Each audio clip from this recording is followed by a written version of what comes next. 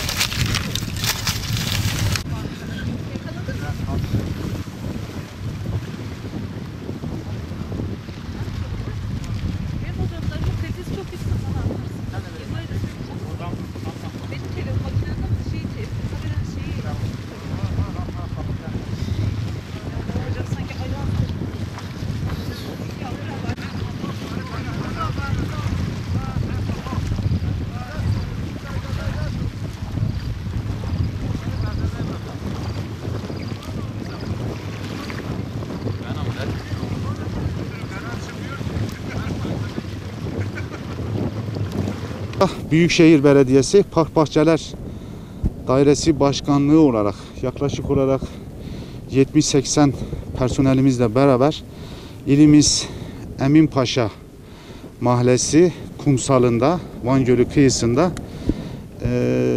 katı atık çöp temizliği yapıyoruz. Görüldüğü üzere inanılmaz bir katı atık var, çöp var.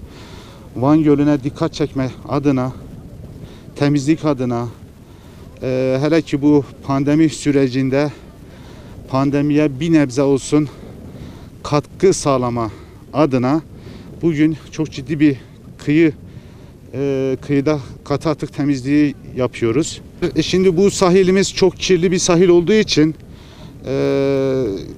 denizin dalga vasıtasıyla kıyıya attığı çöplerdir.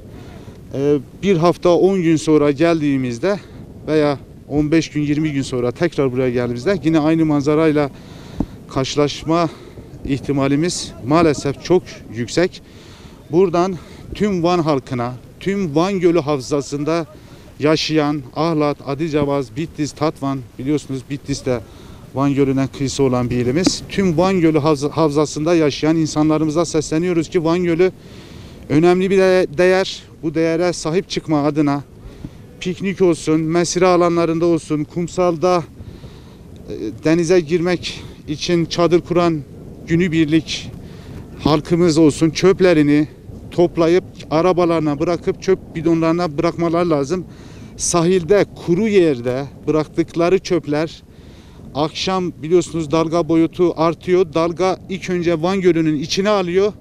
Farklı bir sahilde tekrar o çöpü bize iade ediyor. Zaten doğanın yapısı budur.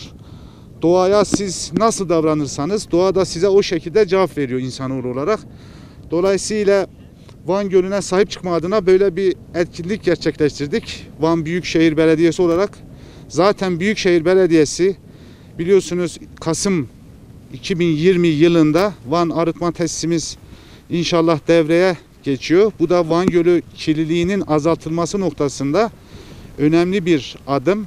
Bir de buradan topladığımız katı atıklar zaten faaliyete geçmiş. Hepsi enerjiye dönüşüyor. Yine Van Büyükşehir Belediyesi vasıtasıyla çöpten, katı atıktan enerji üretiyoruz. Bunu zaten bütün Van halkı biliyor.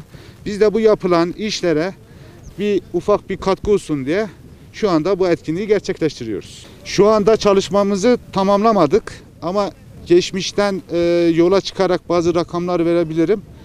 Daha önce 25 ile 30 ton arasında bir katı atık çıkıyor. Niye bu kadar ağır?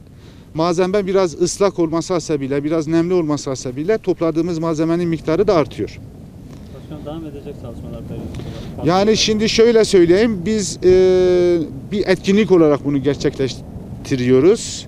Van Gölü'ne dikkat çekmek için. Tabii şu anda gördüğünüz personellerin bir kısmı marangoz, bir kısmı kaynak atölyesinde çalışıyor, bir kısmı çim biçme ekibi, bir kısmı çapa ekibi, ilaçlama ekibi, mühendis arkadaşlarımız var, teknik arkadaşlarımız var. Şu anda park bahçelerinin idari binasına Sadece güvenlik arkadaşlarımızı bırakıp hepimiz buraya geldik.